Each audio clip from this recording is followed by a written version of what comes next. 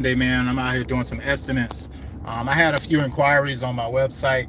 This is for holiday lighting, and some of these properties. Sometimes when people, send out inquiries, and we go to pull up their property via satellite to get an idea of the scope of work that we want to estimate, they don't the houses are not visible sometimes because it's maybe a private area, a private community that hasn't been, I guess, surveillanced enough by Google. Or I'm pretty sure this happened to you guys before. You probably tried to pull up a property and it wouldn't pull up.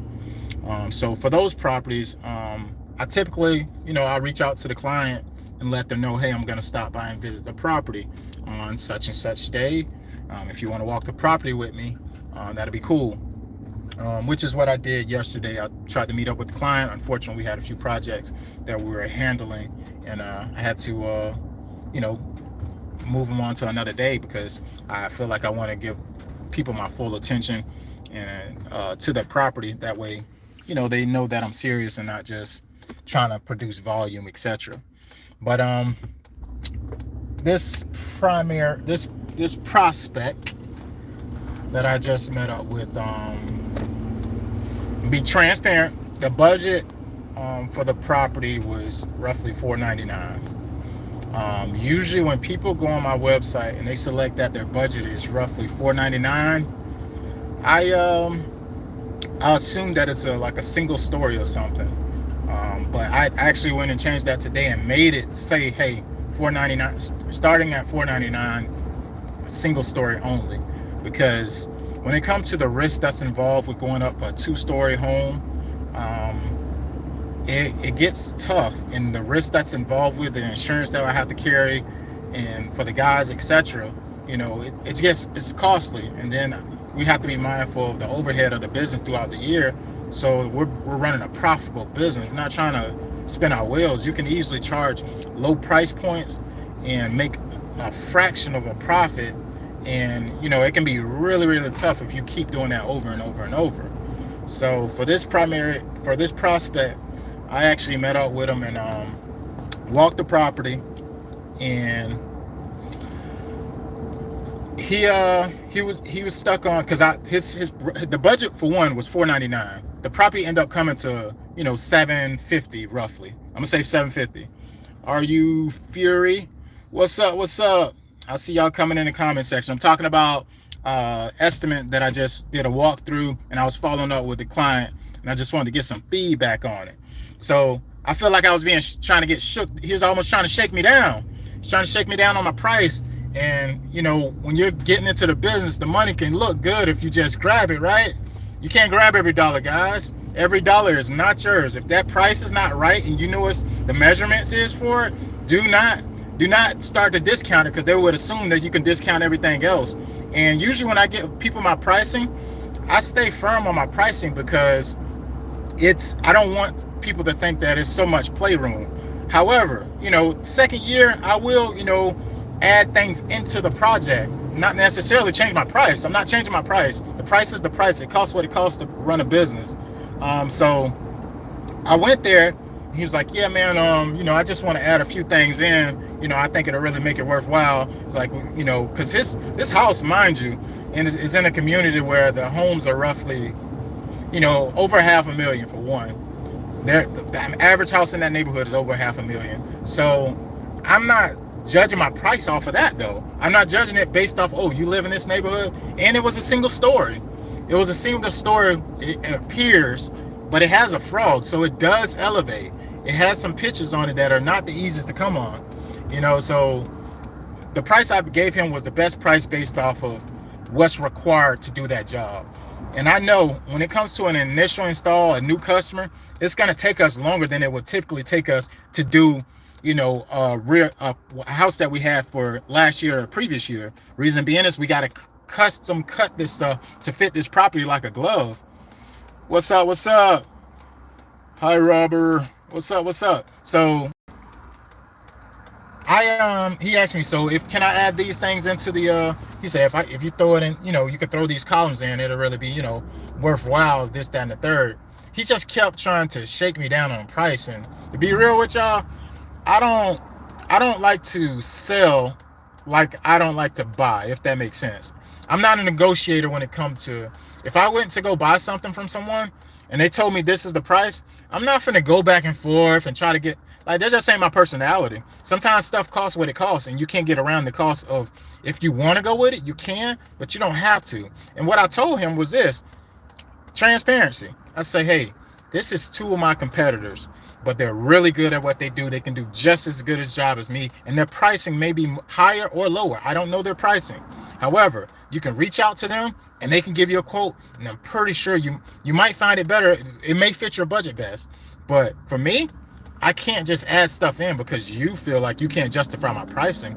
It ain't about that. So I say I'm trying to get you what you need at the cost that you want to pay. So I'm not opposed to telling you where you can do that. You know, that's fair. That's transparency and being authentic. That ain't the easiest thing to do. Don't get shook down if you're out here and you're doing landscape projects or a large project that costs you and you can't get around those costs. You know, you got insurance, you got workers' comp, you got all this overhead, expenses for vehicles, etc., employees, labor. Like, you can't get around that cost. You can't. Sometimes you just can't get around the cost. And to grow, you got to be profitable. A business that ain't making profits ain't growing. It's just spinning its wheels. Go look at the businesses that fail in the first 5 years. They fail for a reason. They fail because they didn't make enough profit to support the growth of the business. I ain't trying to be in that predicament. And I told him that. I say, hey, man, we've been in business for over 4 years now. And, you know, I'm not trying to, I say, I don't want to be a business. I don't want to be that guy who everybody loves, but go out of business because everything was priced to, you know, just for the customer, but it wasn't priced for profit. So yeah, so I feel like I put my best feet forward, had a, you know, fair and honest conversation. So despite, you know, if he didn't want to go with me or not, so he was like, at the end of it, he was like, so you think that's the best you can do? You know, you don't think you could just toss him in? I say no, because what happens is that's an additional $150 when it comes to material costs based off of my supplier. Like, that's $150. In that case, I can just take $150 off your total cost. And to be honest, that pricing that you guys have, that's an October pricing. Your wife reached out to me in October, so she got an estimate on a preseason promotion. So the price that this same exact job I would price you would be even higher, to be honest with you. And I don't, even though I was talking about the price a lot, I really wanted him to understand the value of what we're actually bringing. We're here to make experiences, life experience. We ain't here, it's not a cash grab. You know, I'm trying to follow a principle here, not a practice. I'm not here to just make a quick, you know, couple bucks. I'm trying to build a solid relationship. It won't be a good relationship if I'm doing stuff and performing for a pay that doesn't compensate me and the team and the business well. That's not a good relationship. You know, I want it to be profitable, and I want you to be happy that you spent it. So I'm not opposed to telling you who else you can do. Can we just talk about the Japan earthquake? Japan earthquake. What are you talking about, man? I don't even know nothing about the Japan earthquake. I don't know what you're talking about. But I am from Nepal. That's what's up, man. That's what's up.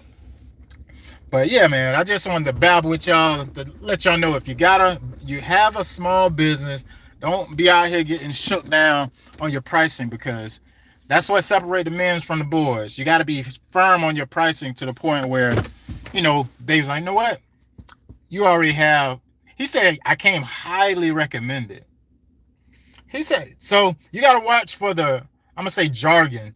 He said things that were indicators to say, hey, if you get this house, you know, maybe later on, we got a busy street. I'm like, bro, you know, I've been in business for some time. Like, you think I'm gonna just go for that? No.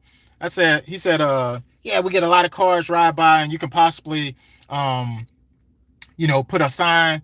Like, bro, if you know me, you know, I don't even put out yard signs like that. Like, it's not my primary way of marketing. I like to reach my clients directly, either through referrals or communication or online. Online is way broader and easier to reach people, in my opinion, without doing all the legwork of putting out yard signs. Yes, they can be effective, but you got to do a lot of them.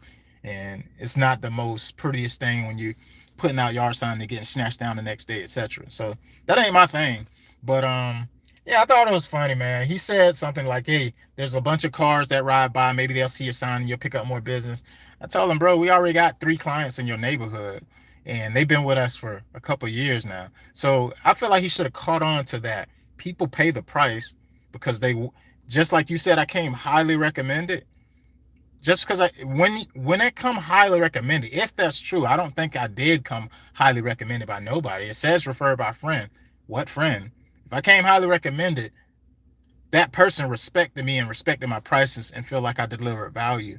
Just because you don't see that, I'm not finna, make them feel some type of way by giving you a discount when you came referred. I gave you some kind of deal and they paid the full price. No, that's not fair. I take the loyal get spoiled. You know what I'm saying? The loyal get spoiled. What that means is any client that has been with me for year 1, year 2, year 3, I'm going all out. They know me as a person. It's not just a business transaction, and it works out. So don't get shook down. I keep saying that because there are many indicators of the things that he was saying that could have easily drew me in to say, you know what, I think I can. Or maybe I can. No, I can't. I came here to get a visual on this property to see exactly the complications of it. It's a single story with the frog. It looked like a 2-story to me. It looked like a 2-story. The house is not on the ground for one. And what I mean by that is it has a crawl space. So where you think that height goes? To the top of the house. The house is higher. And if you got 10-foot ceilings in there and the house elevates up, it's a risk factor there. And you can't walk every pitch. He was painting it out like it's so easy. And sometimes when people think it's so easy, well then you do it. If it's that easy and it's only that, you do it then. Don't call me. You do it. If it's so easy and you're not worried about the risk that's involved, you called me for a reason. I came highly recommended. You want to do business with me, but you want to do business at your price point. That's what's not going to work for me. That's not a good relationship. I don't want to come to your property feeling some type of way. You know what I mean? But yeah, guys, I just want to tell you, don't get shook down out here in these streets. And I made sure I emphasize to, hey, make sure you go. Don't forget those names because they're really good. Low Country Lights, you know what I'm saying? Reach out to them. And I gave them another company. I'm mentioning people that I do trust that will actually do the work to quality. And their business, one of them, his business model is similar to mine, but the other one, his business model is totally different from mine. And I was like, you know what? That might work for him, but that don't work for me. So I'll send him somebody else way any day. But yeah, dog, don't get shut down because they'll shake you down out here in these streets. They'll say little things like, yeah, I get a bunch of traffic on this street and you might pick up more business, or, yeah, next year we'll probably just add so much more. Like, no, I'm not, I don't know you like that to just throw things in. I'm not the bargaining guy. I'm not the ollies or olies. I'm not that person, unfortunately. I really want to be around next year. And I won't be around if I let you and 50 other people book on the schedule and I generated revenue. I grossed. What did I net? What did the business keep to keep up with all these storage units that we have? What did the business grow to be able to afford the labor that's associated with performing? Those are some operating expenses you can't get around. And, I just wanted to break that. But I hope I was transparent enough, not to a point to offend him. But that was wild, man. I didn't want to be no type of judge or nothing like that. But that house was wide. That house is over 180 linear feet. Like, the price that I gave him was more than fair based off of all the other quotes that I typically do. So I was so over on my head. I was so over, like, ain't no way I'm gonna change this price. I'm gonna have a conversation and hope he understand the value of what we do. But the goal is not to come here and become the discount man. That's never my goal. And I made sure I looked into his eyes when I was talking, because when you look in people's eyes when you're talking, they feel you. You know what I'm saying? You can't get around that. I don't like when I'm talking to somebody and they got shades on. Not to say I feel like people who wear shades or something that cover their eyes or whatever, not to say that they're lying, but when you look into my eyes, you feel what I'm saying, and I ain't lying. My body language and my what is called something cues, my visual cues, it shows that, hey, the dude is about his business, and I ain't lying. I'm doing what I can. I'm putting my best feet forward. If that don't work for you, unfortunately, we won't be doing business. He's like, so that's it. He's like, that's it. So you're not gonna, that's the best. He's like, man. I said, well, man, you got my card. If anything changes, feel free to give me a buzz, man. The season's busy though, and usually, people already be booked onto the schedule. Maybe my referral, I should have told him, hey, next time, maybe call us back in September or October. That way you can pre-book and you guys can save there. Maybe it'll be that cost. But as of right now, the cost is this. So you pay the cost based on the demand for it in the season. But yeah, y'all. I just wanted to babble with y'all for a minute. I'm tired now. I took a Tylenol PM about an hour ago, and I stayed up late last night. I was out doing some installs. I think I posted on some of my Facebook stuff, but I just wanted to come in here babble with y'all about not being shook down on your price. I got some people in the chat, man. Drop some comments for me, man. Drop some comments. Let's babble. Let's talk. What y'all getting into? It's almost it's winter. You hear me about to say spring? I'm a landscaper. It's winter, y'all. What do you guys get into? What is your scope of work? What are you doing to bring in money throughout the season where it slows down when it comes to, outdoor work? Talk to me, guys. Drop some in the comment section. And if you're watching this on a replay, still drop a comment. I'll be posting of course, some more videos, but I've been trying to get y'all more videos of just what I'm actually doing, because sometimes trying to create content and then tailor it and all that stuff, that takes time, y'all. It takes time to make a video come together, editing, etc. It takes time. So I figured by going a little bit more live, show you guys some live experiences, and also communicating with you about the things, the challenges that we have and have to overcome and know how to deal with them. I think it's just helpful to anybody that's in business. But for all you guys out there, anybody who's readers, I got a book that I've been loving lately. Oh man. So for one, this is how I sprained it to my brother-in-law the other day. I said, hey, I got Alex Hormozi in the passenger seat. He's trying to make sure we're going in the right direction. I got Max Story. I got Max Story in the back seat, and he's talking, keeping me aligned on my customer service experience. And then in the back seat on the right, I got Dan Sullivan. So that's my book analogy for all my readers out there. The books that I would recommend you to read to help you with your business. If you're a small business, whether it's a service-based business, probably a product-based business as well, but I would say $100 Million Leads by Alex Hormozi, $100 Million Offers by Alex Hormozi. Those are his two books that do really well. Then by Max Story, there's a one that I'm reading called Who's Buying You? Really, really, really good book, and that's right now in my top 3. It's like certain books have categories, and I implement different processes based off of what the book is. Like, for instance, if I'm talking about an Alex Hormozi book, that's about growing a business from a lead point or creating unique offers, etc. He tailored to sales and marketing to an extent. Then the guy Max Story I'm telling you about, he's talking about retention, like retaining customers, building fruitful relationships, and letting you know what it takes to actually sell to people. It's about, I would say it's about sales, but it's more so about character and integrity. It's about your person. That's why that book is really good. Who's Buying You, if you want to know the title. And then I got like 3 books that I like by Dan Sullivan and Dr. Benjamin Hardy. He narrates. One is 10x is easier than 2x. The other one is what's the other one? Not They Ask You Answer. I read 3 of his books. It's like a three pack that I read. I can't even who. It's about finding who. So it's more so about delegation management. But look up Dan Sullivan. He has 3 really great books that I like.